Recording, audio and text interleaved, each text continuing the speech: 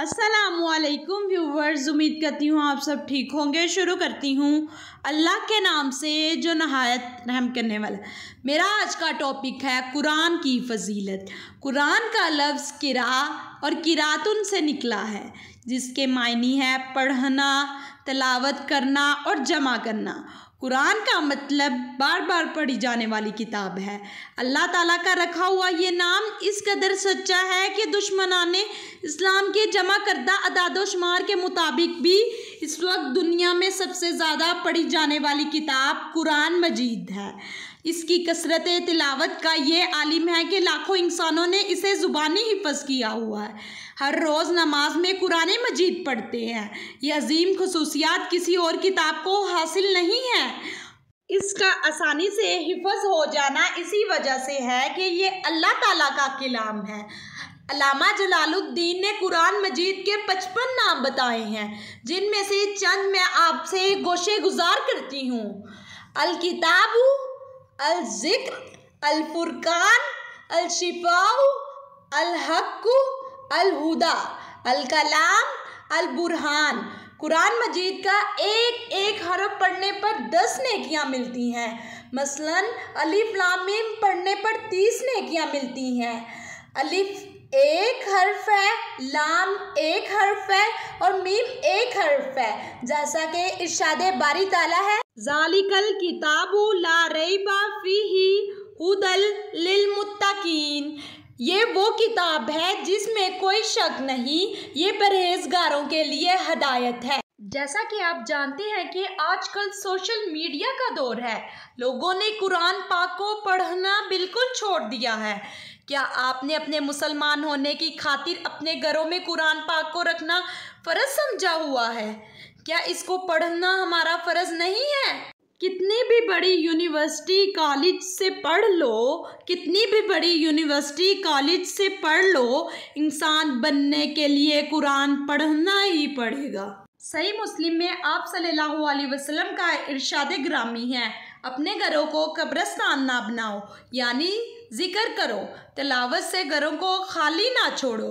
बेशक शैतान उस घर में दाखिल नहीं होता जिसमें सूरत बकरा की तिलावत की जाए।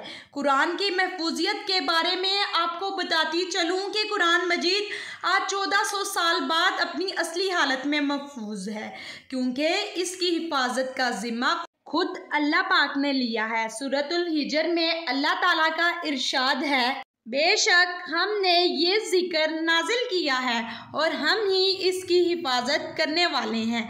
आज हम देखते हैं कि दुश्मनाने इस्लाम ने कुरान पाक की बेहुरमती करने की बेहद कोशिशें की हैं, लेकिन फिर भी आप देख सकते हैं कि इतनी कोशिशों के बावजूद भी कुरान पाक अपनी असली हालत में मौजूद है। आजकल के दौर में भी बड़े बड़े साइंसदानों ने जो भी बातें साबित कर दी हैं, जो 1400 साल पहले अल्लाह ताला ने कुरान मजीद में बयान कर दी थी।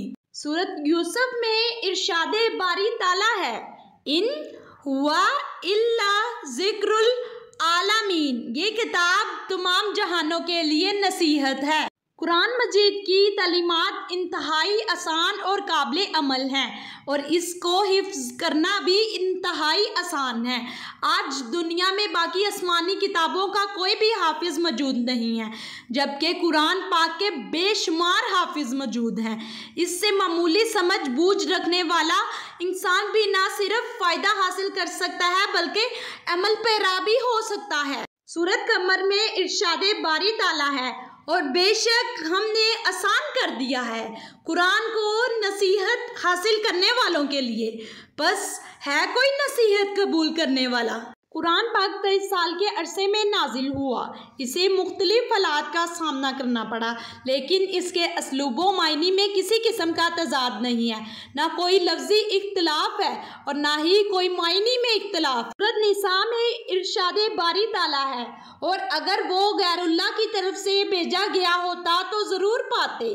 इसमें इख्तलाफ कसीर है। कोले खुदा कोले मोहम्मद सल्लल्लाहु अलैहि वसल्लम, फरमान न बदला जाएगा, बदलेगा ज़माना लाख मगर कुरान न बदला जाएगा। है कोले खुदा कोले मोहम्मद सल्लल्लाहु अलैहि वसल्लम, फरमान न बदला जाएगा, بدلے گا ज़माना लाख मगर कुरान न बदला जाएगा।